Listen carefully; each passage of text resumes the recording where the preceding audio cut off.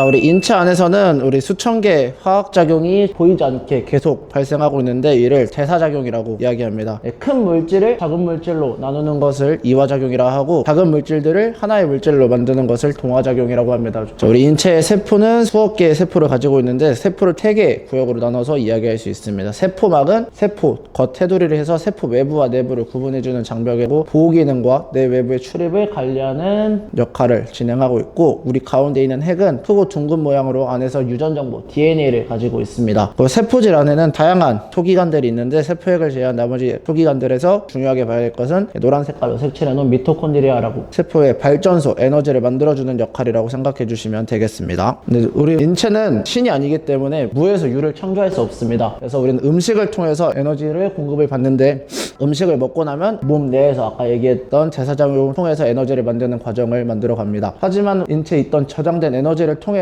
더 적은 에너지에다가 저장된 에너지를 더해 더 큰 에너지 생성을 하고 방출할 수 있는 것을 에너지 소비 반응이라고 책에서는 이야기하고 있습니다. 산화와 환원 분자가 가지고 있는 전자를 제거하는 과정을 산화, 전자가 추가되는 과정을 환원이라고. 근데 반대로 이 전자를 기부하는 원분자를 환원제, 전자를 두는 것, 받아들이는 것을 산화제라고 이야기해서 거꾸로 생각해 주시면 되겠습니다. 둘의 역할을 모두 수행할 수 있고, 수소는 주기율표 1주기 양성자 전자수가 모두 같기 때문에 대부분의 화학 과정에서는 자유전자와 수소, 원자 한 쌍을 전달하는 역할을 합니다. 효소는 이 인체 내에서 화학 반응의 속도를 조절해주는 역할을 하는데 단백질 구조의 형태로 반응을 일으키는 역할을 합니다. 효소와 특정 단백질에는 액티브 사이트가 존재하여 특정 위치의 반응 분자가 접촉하여 효과가 나타나는데, 인체 내에서 효소는 총 7가지 역할을 진행할 수 있습니다. 산화와 환원에 대한 효소를 진행할 수 있고, 전이 효소 7개 적혀있는 가수분해 효소, 분해 효소, 이성 질화 효소, 그리고 합성 효소, 그리고 물체 이동 및 수송을 진행을 해줄 수 있습니다. 인체 내에서 체내 효소는 일부 질병에 대한 신호의 단서로 발견되고 있습니다. 크레아틴 키나제 MM 혹은 크레아틴 키나제 MB와 같은 체내에서 발견할 수 있는 효소들이 질병에 대한 신호로 이용되고 있습니다. 흔히 말하는 단탄지 에너지원에서 탄수화물은 인체 내에서 가장 빠르게 에너지원으로 공급할 수 있습니다. 1g당 4칼로리의 에너지를 생산할 수 있는데, 탄수화물의 존재는 단당류, 이당류, 다당류로 해서 단당류가 2개 있는 이당류 혹은 3개 이상의 복합 탄수화물인 다당류가 있습니다. 단당류의 형태가 당연히 소화하는 데 가장 빠르게 작용할 수 있으며, 식물 섬유소 요소인 전분은 에너지원으로 분해 시 체내에 저장되는 글리코겐의 형태로 저장될 수 있습니다. 글리코겐은 다들 많이 들어보셨을 텐데 복합 다당류 속에 많은 포도당 분자로 구성되어 있습니다. 간과 혈액 그리고 근육 속에 저장되어 있어 필요시 우리 포도당의 형태로 분해되어 에너지원으로 사용됩니다. 탄수화물은 상대적 고강도 운동 시 사용되고, 탄수화물 대사에 대한 상대적 단점은 체내 저장할 수 있는 양이 한정적이기 때문에 상대적으로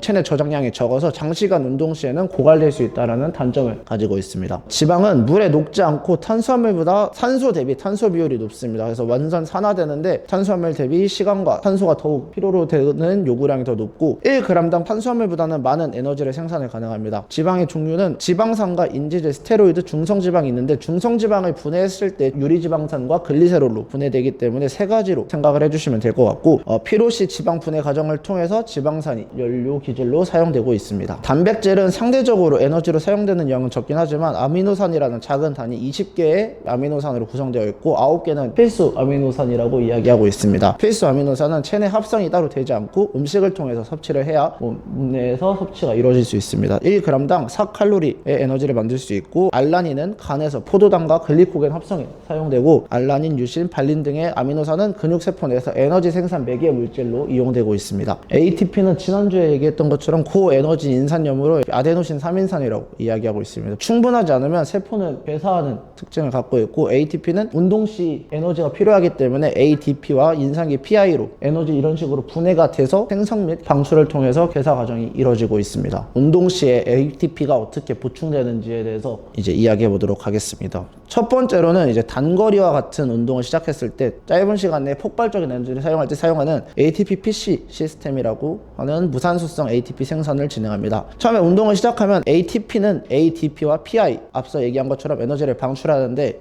근형질 속에 있는 수용체가 이제 그 ADP가 체내에 쌓이는 양이 많아지면은 이제 크레아틴 키나제에서 PI를 방출합니다. 이를 통해서 ADP와 PY를 다시 재합성해서 ADP와 PI가 합성을 통해서 ATP라는 재합성 과정을 이루게 되는데, 다른 에너지 생산 체계보다는 빠른 에너지를 생산 가능하고 그래서 단기 격한 운동에 적합합니다. 단점은 크레아틴은 체내 저장량이 적기 때문에 한정적이라서 있어서 단기 운동에 적합한 ATP 생산 시스템이라고 생각할 수 있고, 저는 해당 과정에 대해서 이야기해 보도록 하겠습니다. 체내에 있는 혈액노이 속에 포도당과 우리 글리코겐에서 나온 포도당이 존재하는데, 저희가 돈을 벌려면 어쨌든 주식을 살 때도 먼저 인풋이 있어야 아웃풋이 있는 것처럼 ATP 체내에 저장되어 있던 2개와 우리 글리코겐에서 나온 포도당을 사용할 때는 ATP 1개를 미리 사용을 합니다. 이를 통해서 화학 과정을 통해 과당 6인산을 형성하는데, 이 6인산의 과당을 다시 3개의 탄소 우리 과당으로 인산화와 화학적 산화를 통해서 다시 분해를 진행합니다. 이를 통해서 만들어지는 게 피브르산 두 분자와 순수 ATP 2개 혹은 3개가 생산되는데, 총 생산량은 4개지만 앞서 2개와 1개를 미리 사용했기 때문에 우리가 순수 가져가는 ATP 양은 2개 혹은 3개라고 생각해 주시면 되겠습니다. 이 피브르산염에서 탄소가 만약에 존재하게 된다면 이 피브르산염은 미토콘드리아로 유산소 대사의 과정을 겪게 될 거고, 이 만약에 산소가 없다면 피브르산염 이 수소를 받아 젖산염을 만들어내게 됩니다.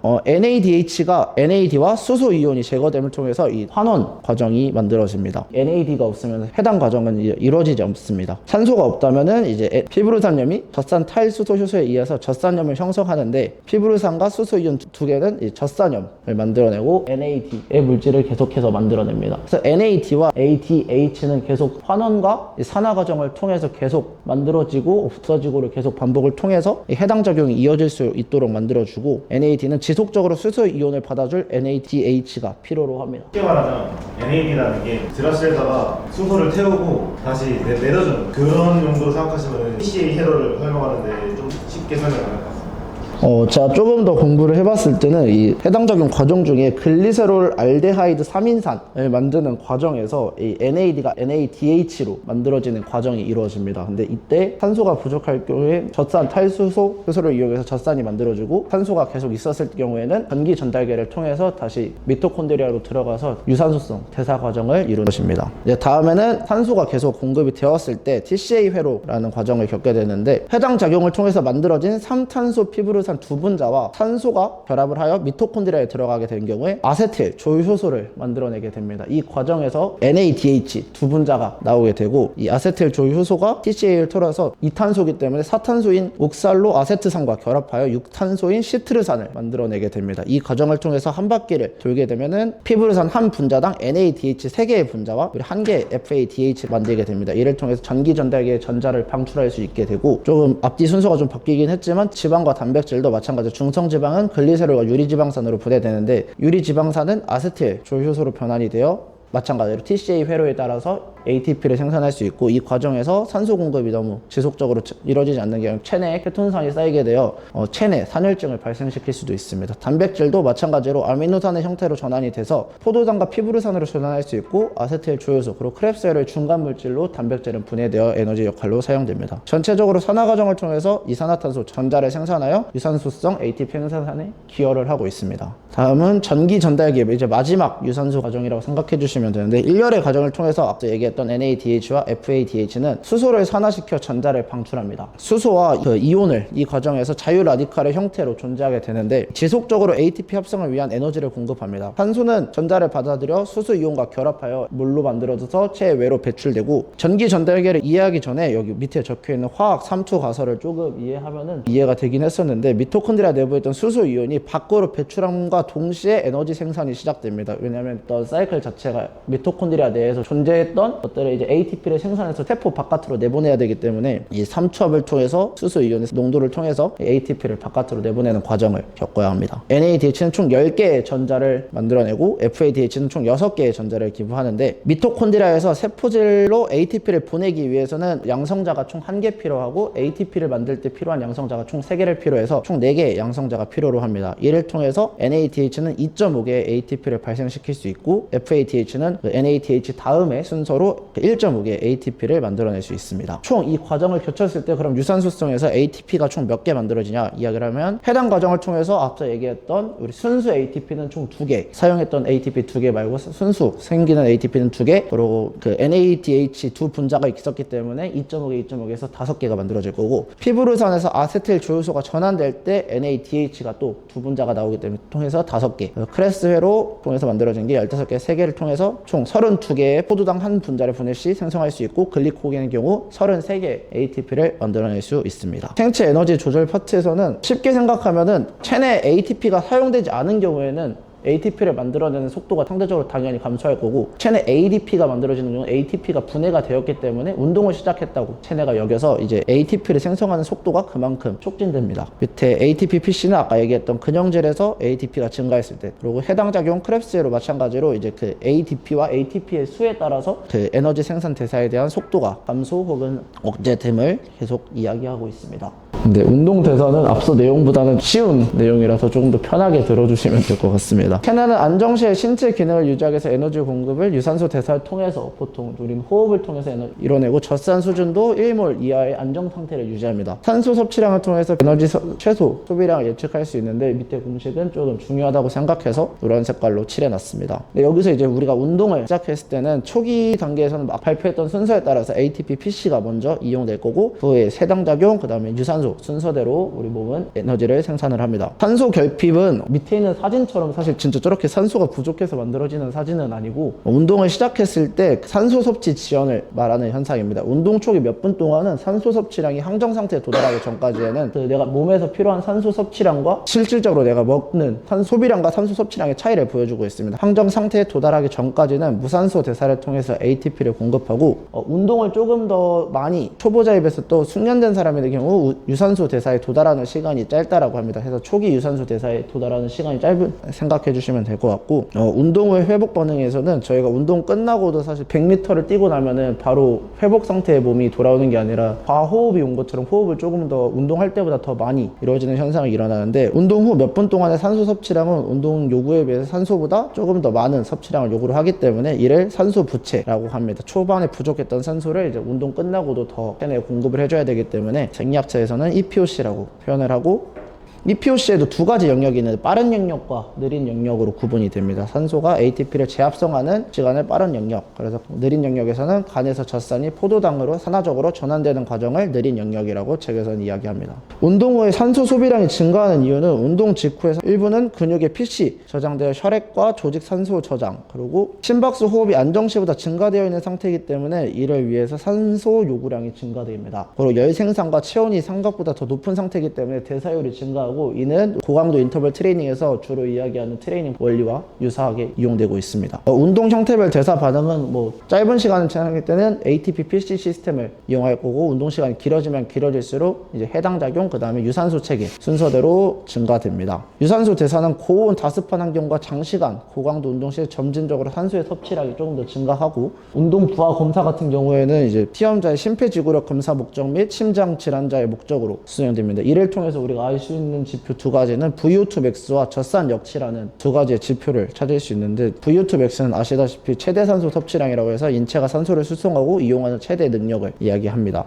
젖산 역치는 운동 시작함으로써 젖산이 체내에 축적되는 시점으로 책에서는 이야기하였습니다. 운동 중 연료 유형은 호흡 교환율이라고 해서 VCO2분의 VO2, 그래서 뱉어야 되는 이산화탄소분의 마시는 산소를 나눗셈으로 하여 계산을 하는데 0.6과 1.0 사이에서 보통 수준이 나타난다고 합니다. 그래서 0.6에 가까운 경우에는 분모가 조금 더 많은 경우에는, 산소가 더 많을 때는 지방대사를 주로 에너지원으로 사용하고 있고, 1.0에서는 이제 탄수화물 조금 더 고강도의 운동을 사용했을 때는 1.0이 조금 더 가까워진다고 합니다. 그래서 최대 운동 검사했을 때는 1.1 정도 되었을 때는 이 사람이 진짜 운동을 열심히 하고 있구나 라고 판단하면 되고, 운동 강도가 증가할수록 탄수화물 대사로 바뀌는 이유는 흡분섬유의 사용 증가하기 때문에 지방분해 효소가 속근에는 적게 분포되어 있기 때문에 이런 이유, 그리고 혈중 에피네프린의 수준이 증가하기 때문에 글리코겐 분해 탄수화물 대사, 젖산 생성량이 증가하여 탄수화물 대사로 호흡 교환율이 증가하게 됩니다. 운동 시간이 증가할수록 마찬가지로 지방 대사로 이제 에너지 대사도 바뀌게 되는데, 혈중 에피네프린이 증가하면서 지방 분해에 대한 촉진이 증가되고, 지방 분해 상대적으로 시간이 조금 더 오래 걸리기 때문에 탄수화물에 비해서 그 운동 시간이 증가할수록 지방이 에너지원으로 사용되는 빈도가 늘게 됩니다. 탄수화물이 고강되면 이제 해당 작용에 대한 속도가 감소되고, 해당 작용의 속도 감소는 즉 피브르산이 감소하여 이제 점차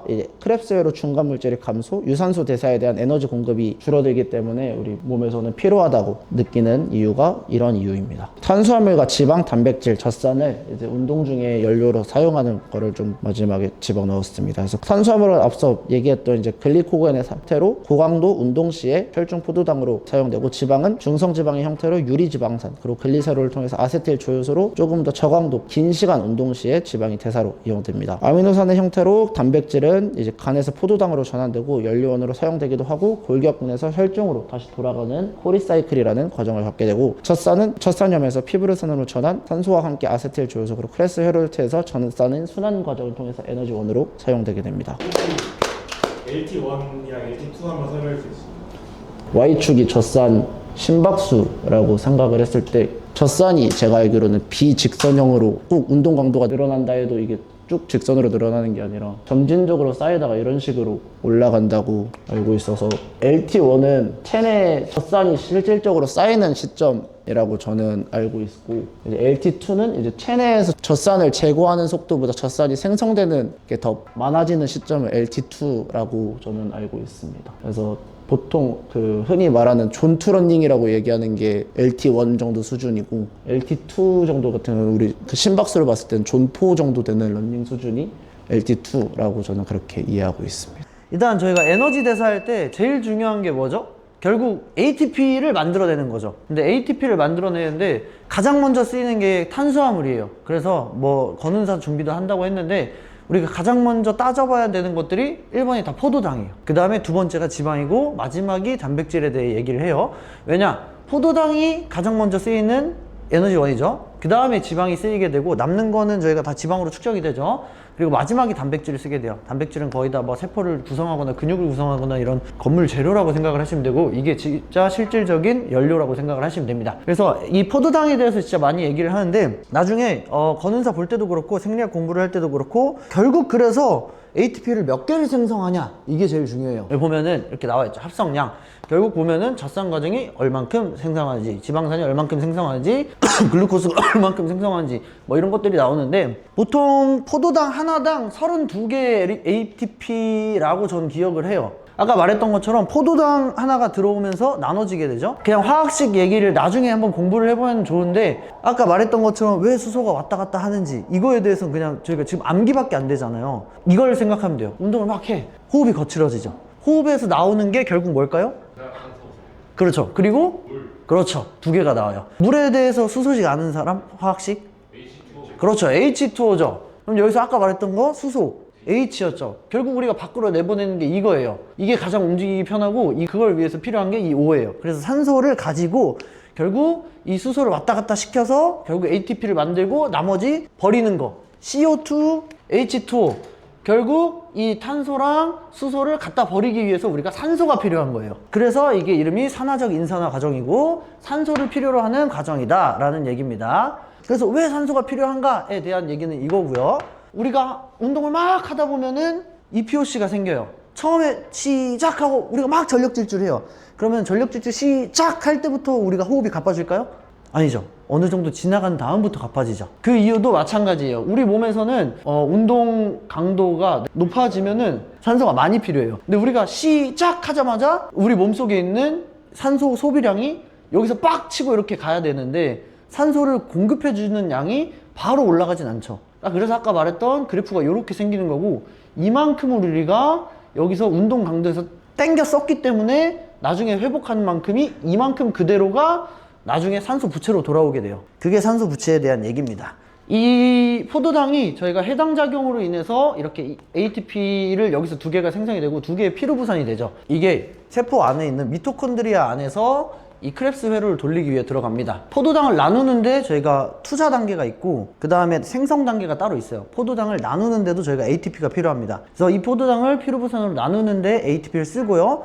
그 과정에서 두 개가 나오기 때문에 그거는 이제 쌤쌤이 돼요. 피로부산이 미토콘드리아 안으로 들어가서 저희가 이 크렙스 회로를 먼저 돌게 돼요. 이 크렙스 회로를 인터넷에 쳐보면은 어떻게 돌아가야 되는지, 거기서 뭐가 나오는지, 어떤 효소로 인해서 이렇게 분해가 되는지 이게 나오는데, 그건 외우셔야 됩니다. 그건 어떻게 뭐 쉽게 외울 수 있는 방법도 없고, 그건 알고 있으셔야 돼요. 그게 이겁니다. 이게 처음에 들어와서 이 NADH 플러스랑 NADH, 이게 계속 생겼다가 나눠졌다 뭐 이런 얘기를 아까 했죠. 이소시트르산도 그렇고, 이 안에 모든 것들이 저희가 왔다 갔다 하는 게 수소이온이라고 그랬어요. 수소이온이 여기 NAD 플러스에 있다가 NADH로 나오죠. 이 말은 뭐냐? 이 안에 포함되어 있던 수소 효소가 움직이면서 이 물질로 나오게 되고, 마찬가지로 CO2도 내보내게 됩니다. 이 크렙스 회로가 아까 보셨던 것처럼 이 미토콘드리아 안에서 돌게 되고, 여기 보면은 NADH, FADH 이런 것들이 나오게 되죠. 부산물로. 이런 것들이 나오게 되면 되면은 이 전체 물질들이 다 결국 전자전달계로 가게 됩니다. 전자전달계나 전기전달계나 똑같습니다. 이 전자전달계라는 거는 미토콘드리아 세포 막에 있어요. 이것도 나중에 꼭 찾아보세요. 제가 지금은 안 보여드릴게요. 전자전달계가 어떤 식으로 작용을 하는지가 나옵니다. 그래서 이 전자전달계에서 가장 많은 ATP가 생성이 되게 되고, 그 다음에 크랩스회로, 그 다음에 피루부산 식으로 외우시면 됩니다. 그리고 결국에는 포도당 하나당 32개에서 34개 ATP가 생성된다 정도만 알고 계시면 될 것 같아요. 그래서 나누자면은 저희가 산소가 필요한 부분, 그 다음에 산소가 필요 없는 부분, 이렇게 나누시면 되는데, 요 해당 작용, 젖산이 만들어지는 작용, 이거 두 개 빼고는 전부 다 저희가 산소가 필요합니다. 산소가 필요 없는 거는 딱 두 개예요. 포도당 처음에 나눌 때, 그 다음에 젖산이 만들어지기 시작하는 시점. 젖산이 만들어지는 시점은 저희가 아까 말했던 것처럼 뛰다 보면은 젖산 역치가 확 올라가는 시점이 있죠. 그 역치가 이 몸에서 더 이상 산소를 공급하지 못할 때랑 비슷하다고 생각을 하시면 됩니다. 정확하게 일치하진 않아요. 그래서 헷갈릴 수 있는 문제로 저희가 뭐 산소 부채와 젖산 역치는 정확하게 일치한다, 뭐 이런 문제가 나오면은 틀렸다라고 생각을 하시면 되고, 이거는 제가 나중에 조금 더 준비를 해서 다시 설명을 해드릴게요.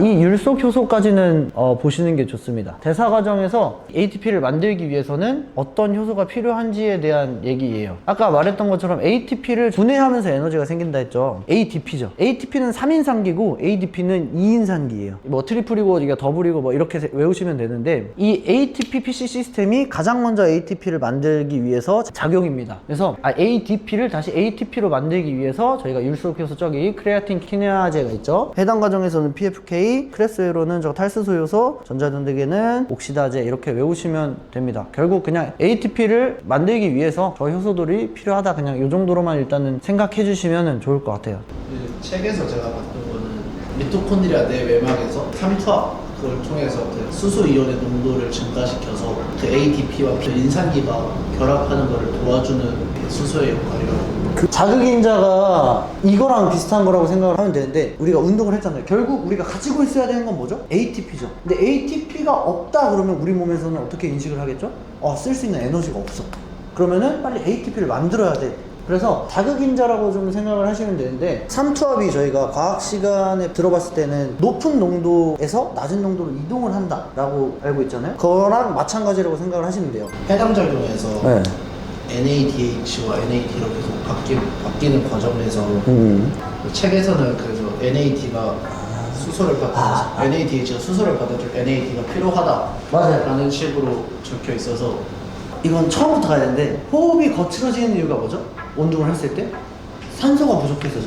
근데 산소가 결국 궁극적으로 필요한 이유가 뭐냐면은 ATP를 만들기 위해서. 근데 우리가 폐가 정확하게 받아들일 수 있는 게 사람마다 다 정해져 있잖아요. 크게 마셔도 결국 받아들일 수 있는 산소의 용량은 정해져 있어요. ATP를 만들 수 있는 산소가 결국 부족해지죠. 그러면 그 상태에서 그냥 운동을 못 해버려야 되나? 그렇기 때문에 선택한 게 젖산을 만드는 방식으로 임시 방편이라고 생각을 하시면 돼요. 결국에 이 H가 움직이기 위해서는 H를 결국 끄집어내서 앞으로 가져가 줄 수 있는 친구가 필요해요. 그게 그냥 산소라고 생각을 하시면 돼요. 근데 그 산소 자체가 나한테 부족해졌어. H를 그냥 내보내서 왔다 갔다 움직여야 ATP를 생성을 하는데 건네줄 산소가 없어요. 그때 내가 할 수 있는 게 결국 젖산염을 만들어서 그거를 나중에 분해하겠다로 치워주는 거라고 생각을 하시면 돼요. 그래서 결국 우리가 마지막으로 내뱉는 부산물이 물이랑 이산화탄소라 그랬잖아요. 근데 둘 다 산소가 필요로 하죠. 결국 내가 운동을 하면서 받아들일 수 있는 산소의 양이 정해져 있으니까, 그거보다 내가 더 많이 운동을 하기 위해서는 두 번째 방식이 필요한 거예요. 산소가 없어도 내가 운동을 진행할 수 있는 방식. 그게 젖산을 만들어내는 방식이죠. 젖산은 피로물질이 아니다, 이런 얘기를 했었죠. 전 가장 큰 게 피로돌 자체를 만드는 거는 젖산이란 물질이 아니다 보다 나는 동의를 하는 게, 젖산은 어쨌든 나중에 분해가 되면서 결국 다시 ATP를 만드는데 활용이 돼요. 젖산 자체가 쓰레기가 아니라 그냥 잠깐 몰라 해놓는 거죠.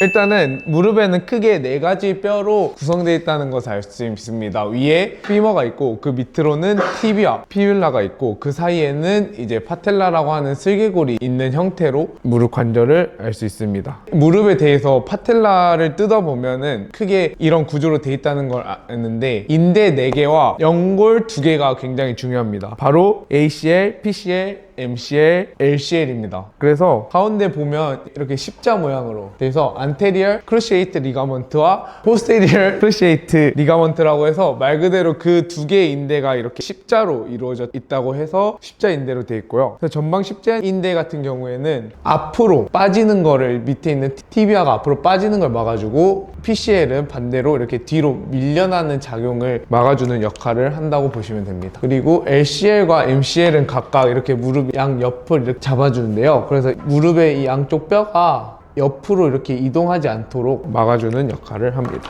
자, 그렇다면은 저희가 팔꿈치도 비슷한 게 구조가 이루어져 있는데 왜 팔꿈치에는 슬개골이 없고 무릎에는 슬개골이라는 뼈가 하나 더 있을까요? 슬개골이 아무래도 뒤에 보시면 이렇게 많은 근육들을 잡고 있고 이 많은 근육들이 힘을 내기 위해서 이 사진과 같이 지렛대 역할을 해준다고 합니다. 그렇기 때문에 무릎에서는 슬개골의 역할이 굉장히 중요하다는 것을 알 수 있습니다. 그리고 이 슬개골을 중심으로 앞에 그 카드리셉스 근육들이 잡아주고 있고 그 주변으로 인대가 둘러싸여 있음을 알 수 있습니다. 뒤에도 햄스트링이 여기까지 다 정지해 있죠. 무릎 관절들을 잡아주고 있다는 것을 알 수 있습니다.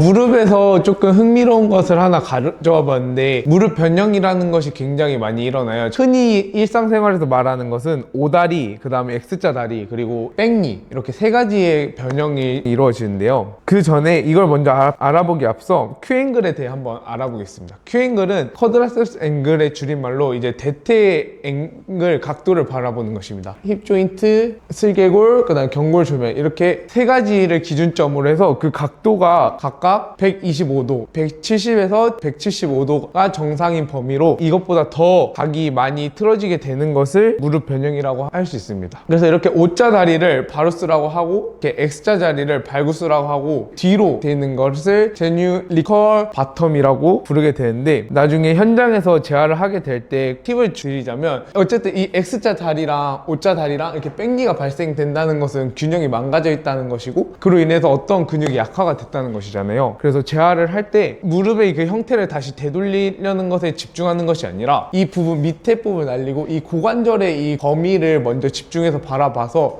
재활을 진행한다면 이 무릎 변형에 조금 더 효과적으로 잘 재활 운동을 진행할 수 있다고 배워서 그 점을 한번 참고해 주시면 좋을 것 같습니다. 그래서 이 중에서 조금 제일 위험하다고 볼 수 있는 것이 뺑니라고 하는데요. 뺑니 같은 경우에는 이 맨 밑에 보시면은 무릎이 뒤로 밀려났잖아요. 그래서 자동적으로 플랜터 플렉션이 이루어져 있고 발목이 이렇게 돼 있다 보니까 아킬레스건이 이만큼 수축돼 있는데 종아리는 또 늘어나 있어요. 이렇게 해서 불균형이 일어나기 때문에 여기서 조금만 충격을 가해도 ACL과 PCL의 손상이 더욱더 잘 발생한다고 할 수 있습니다. 그렇기 때문에 이런 것들을 잘 잡아준다면 더 큰 손상을 예방할 수 있을 것입니다. 그리고 가벼운 촉진에 대해서 한번 가져와 봤는데요. 일단 첫 번째는 슬개건 텐던입니다. 말 그대로 슬개골 주변을 만져보면 텐던이 느껴지고요. 그 다음에 이 슬개골을 밑으로 이렇게 쭉 타고 내려오다 보면 여기서 살짝 톡 튀어나온 부분에서 그대로 수직으로 옆으로 가면은 바깥쪽에 또 튀어나온 부분이 바로 이제 비골 골두라고 하는 피뷸라 헤드가 있습니다. 그래서 이 피뷸라 헤드가 잘 있는지를 알아보는 것이 발목 손상을 예방할 수 있는 중요한 요인이라고 하는데요. 이게 만져봤을 때 막 뒤로 말려 있거나 앞으로 너무 툭 튀어나와 있을 경우에는 무릎 통증이 발생한다고 하거든요. 그것들을 잘 잡아주는 게 좋은데 이것을 가볍게 어떻게 확인할 수 있는지 그래서 이거를 다리를 이렇게 쭉 핀 상태에서 플랜터 플렉션을 시켜보면은 피뷸라 헤드가 쏙 들어가고 그 다음에 다시 돌시 플렉션을 하면은 피뷸라 헤드 쪽이 살짝 툭 튀어나오는데 그것이 정상입니다. 저 같은 경우는 좀 많이 굳어 있어서 이 피뷸라 헤드가 거의 고정이 되고 있는데 고정이 되고 있다 보면 발목에 잘 유연성이 없고 그래서 그로 인해서 통증들이 발생하기 때문에 피뷸라 헤드 쪽을 잘 움직이고 그리고 발목 자체에 있는 코어 강화 그런 것들을 좀 시켜주면 무릎에 있는 페인이 줄어들 수 있다는 그런 얘기를 하고 싶어서 이 자료를 한번 가져와 보았습니다. 그리고 이것은 저희가 이렇게 만져봤을 때 이렇게 툭 튀어나오는 것이 라테랄 콘다일과 미디알 콘다일이라는 것이고요. 그 다음에 저희가 흔히 말하는 것들이 이제 슬개골이 힘이 부하가 없을 때 원활하게 움직여야 무릎 상태가 좋다고 하는 것을 의미한다는 얘기를 한번 들어본 적이 있으실 텐데요. 스텔라가 이렇게 중심으로 있으면 거의 웬만해서는 가장 좋은 게 이 네 방향 모두 잘 움직이는 것이 가장 좋은 상태라고 합니다. 만약에 이 중에서 한 곳이라도 잘 움직이지 않는다면 이 다리에 있는 근육이 약화가 됐다는 것을 의미하고 그거에 맞춰서 이제 다리를 전체적으로 균형을 맞출 수 있는 운동을 진행해야 된다고 하는데, 그렇게 막 여기가 안 좋다고 이 근육이 약하다고 판별하기보다는 어디로 움직이지 않으면 이 주변 근육들이 약화되어 있다, 그래서 전체적으로 강화해 주는 것이 좋다 정도로 이해하면 좋을 것 같아서 이 자료를 가져와 봤습니다. 이제 근 대퇴 위축에 대해 측정하는 자료가 있어서 이것도 한번 흥미로워서 가져와 봤습니다. 이 파텔라를 중심으로 몇 센치를 기준으로 주고 양 다리를 모두 둘레를 측정했을 때 그 둘레 차이가 많이 나는지 평가하는 것인데요. 근데 이게 사실 몇 센치 정도는 괜찮고, 눈으로 딱 봤을 때 큰 차이가 나면은 근 위축이 발생하는 것입니다. 이게 특정 상황, 그러니까 예를 들면 여기 수술했어요. ACL 수술했거나 아니면 내가 여기를 발목을 다쳐서 이쪽 발에 깁스를 오랫동안 해서 이 발을 쓰지 않는 상태에서 발생하는 근위축은 어떻게 보면 당연하잖아요. 근데 내가 평소에도 생활하는데 진장이 없고 문제가 없었음에도 근위축이 발생한다는 것은 바로 허리 쪽에 이제 신경 쪽에 문제가 있음을 나타내는 지표라고 합니다. 그래서 이 자료를 가져왔는데, 이게 허리 쪽에서 이제 디스크가 있고 그 다음에 신경이 이렇게 쫙 내려오는데, 여기서 디스크가 잡고 있어서 신경적으로 통증이 문제가 생겼어요. 그래서 이쪽 한쪽이 막히면은 그로 인해서 신경이 잘 전달이 되지 않기 때문에 근위축이 발생한다고 하는 그런 자료가 있어서 이것도 흥미로워서 한번 가져와 봤습니다. 저희 무릎 뒤에는 이제 오금이라는 이제 곳이 존재하죠. 이곳에는 동맥, 정맥, 신경들이 지나가는데, 나 이게 계속 오랜동안 같은 자세로 있으면 쥐가 나거나 몸에 좋지 않기 때문에 GTO가 반응하기 전에 자세를 계속 바꿔주면 좋은 그런 오금이 있습니다. 그리고 이제 앞쪽으로는 이제 이 신경들이 이제 커먼 페로니얼 널브가 이제 지나가게 되는데요. 만약 이 신경들에 문제가 생기면 발생하는 게 바로 풋 드롭이라는 것이 발생합니다. 이쪽에 신경이랑 이렇게 문제가 생기잖아요. 그러면 돌시플렉션이 안 되는 거예요. 걸을 때 뒤꿈치를 짚고 가져야 되는데 돌시플렉션이 안 되잖아요. 그러면 다음 발로 디뎌야 되는데 이렇게 딛는 게 아니라 돌시가 안 되니까 그냥 다시 이렇게 걸어가는 형상이거든요. 노인분들한테서 이런 경우가 되게 많이 발생하는 경우가 많기 때문에 이 신경에 대해서도 한번 알아보면 좋을 것 같습니다. 그리고 저희 무릎 하면 또 빠질 수 없는 크류 홈 모션인데, 슬개골이 움직일 공간에 홈이 파져 있고, 그래서 이 홈 모양을 따라서 이 밑에 있는 경골이 올라가면서 살짝 안쪽으로 이렇게 말아지는 현상, 무릎에서 중요한 파트여서 이것도 한번 가져와 봤습니다. 그 ACL 말 그대로 이게 ACL이라고 치면 파텔라가 여기 있고, 이 앞으로 당겨준 걸 막아주는데, 이게 너무 과하게 당겨주거나 너무 큰 타격이 오면은 여기가 그냥 툭 하고 이렇게 끊어져 버리는 거예요. 그러니까 PCL은 그럼 반대겠죠? 뒤로 너무 강한 견인이 왔을 때 여기가 이렇게 톡 하고 끊어져 버리는 거예요. 그러면 왜 ACL 손상이 너무 많이 발생하냐? 물론 여러 가지 이유가 있겠지만 가장 큰 요인 중에 하나로는 발목의 불안정성으로 인해서 무릎에 이 ACL이나 PCL이 손상된 경우가 많다고 하는데, 발목이 순간적으로 놀랐을 때 발목에서 신호를 빠르게 무릎한테 넘겨줬어야 되는데 불안정하다 보니까 그 신경들이 빠르게 전달 못한 거예요. 그러니까 그 손상이나 충격들이 오로지 무릎에 가해지면서 ACL이 그냥 톡 하고 끊어져 버린 거거든요. 실제로 보면은 저희 20대들 중에서도 이 엄지발가락이나 내발가락을 자유롭게 쓰지 못하는 사람들이 많아요. 그 신발을 신다 보니까 이 근육도 약화된 건데, 또 내재근과 외재근을 잘 키워주고 발목 코어도 잡아주면 이 ACL에 대한 손상도 막아줄 수 있다는 이야기를 한번 해보고 싶었습니다. 그리고 언헤피트라이드 불행 3중증이라고 해서 이 안쪽 연골, 그 다음에 MCL, ACL 이 세 가지 다 끊어지는 경우가 발생하는데, 이것은 밖에서 안쪽으로 가해졌을 때 이렇게 세 가지가 한꺼번에 끊어지는 현상을 언헤피트라이드 이제 불행 3중주라고 합니다. 그래서 저희가 만약 환자들이 왔을 때 가장 중요한 것들이 꼭 먼저 능동 운동을 먼저 시켜본 다음에 수동 운동을 시켜보는 게 굉장히 중요해요. 왜냐면 환자가 스스로 할 수 있는 가동 범위를 스스로 환자가 인식을 해주고, 그 다음에 이렇게 저희가 직접 보조를 함으로써 이렇게 긴장된 부분이 어디인지, 얼만큼 움직일 수 있는지 이렇게 파악할 수 있는 이렇게 여러 가지 수동 운동들이 있어서, 이것은 그냥 말 그대로 그 저희 해부학적으로 배우는 그런 플렉션, 익스텐션 그런 것들 있잖아요. 그런 것들 저희가 손을 잡고 해주는 개념이라고 보시면 알 수 있겠습니다. LCL과 MCL을 평가할 수 있는 건 대퇴 이렇게 놓고 바깥쪽으로 당기니까 이 MCL 쪽이 괜찮은지 안 괜찮은지 알 수 있겠죠? 그리고 반대로 안쪽으로 이렇게 당기면 LCL의 손상 여부를 파악할 수 있는 그런 테스트가 있고요. 그 다음에 이거는 발목에서도 비슷한 건데, 환자를 눕히고 무릎을 이렇게 굽혀보라고 합니다. 그 상태에서 앞으로 뺀데 덜컹덜컹 거린다. 그렇게 되는 경우에는 이제 ACL, 그 다음에 뒤로 빼보는데 덜컹거린다. 그렇게 되면은 PCL 손상이 있는데, 이것도 너무 많이 하면은 오히려 환자의 인대에 더 큰 손상을 줄 수 있기 때문에 너무 많이 하지 말고 살짝 해봤는데 이거 애매한 것 같다, 병원 가봐야겠다 하는 정도로만 해주면 좋습니다. 그리고 이 검사 두 개는요, 하나는 이렇게 밑으로 누르는 거고 하나는 위로 드는 테스트인데, 얘는 눌러봐서 연골 쪽에 문제가 있는지를 평가하는 테스트인데요. 그리고 얘는 연골뿐만이 아니라 그 옆에 붙어있는 LCL과 MCL까지 손상이 있는지 같이 평가해주는 스페셜 테스트입니다. 근데 이 스페셜 테스트는 사실 동작을 했을 때 통증이 와도 이게 MM인지 LM인지 아니면 이 관절 쪽의 손상인지를 정확히 판단할 수는 없어서 타당도랑 신뢰도가 살짝 낮은 테스트라고 할 수 있겠습니다. 그리고 이 바운스 홈 테스트라는 것은 일상생활에서 이 환자가 얼마나 불안정성을 가지고 있는지를 평가하는 테스트인데, 그러니까 이 발을 이렇게 끝까지 갔다가 그냥 순간적으로 이렇게 탁 놔서 편하게 이렇게 탁 내려가지면 음성. 근데 여기서 막 버티려고 하면은 얘가 이 사람이 본인이 불안감을 느껴가지고 지금 멈추는 거거든요. 그러면 이 사람이 스스로 무릎에 불안정성을 갖고 있다는 것을 알 수 있는 테스트라고 합니다. 왜 불안해하는가?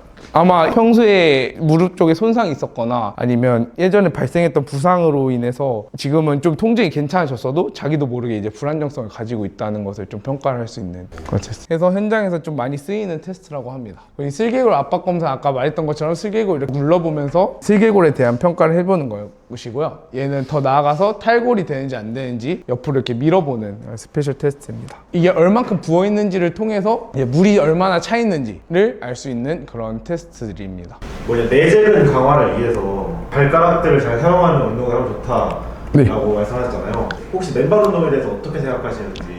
맨발 운동 자체에서 가장 중요하게 여기는 것은, 맨발 운동 자체가 좋긴 하지만 이 지면의 그 강도나 지면 여부가 오히려 더 중요하다고 말할 수 있는 게, 발의 기능이 퇴화됐다고 하지만 신발을 신음으로써 발에 보면은 이렇게 여기에 패드가 4개가 이렇게 있잖아요. 패드가 일단 닳지 않고 이로 인해서 발생되는 손상이나 타격이 없기 때문에 인간의 그 수명이 훨씬 더 늘어났다고 보는데, 아스팔트에서 걸으신 경우가 되게 많아요. 패드들이 다 손상이 돼서 안 하는 것만 못한 그런 운동이 되기 때문에 맨발 운동을 통해서 감각을 늘려주는 것은 좋지만, 만약에 그걸 실제로 진행할 거면 지면의 환경적인 여부를 많이 신경 써야 된다. 이상으로 발표 마치도록 하겠습니다.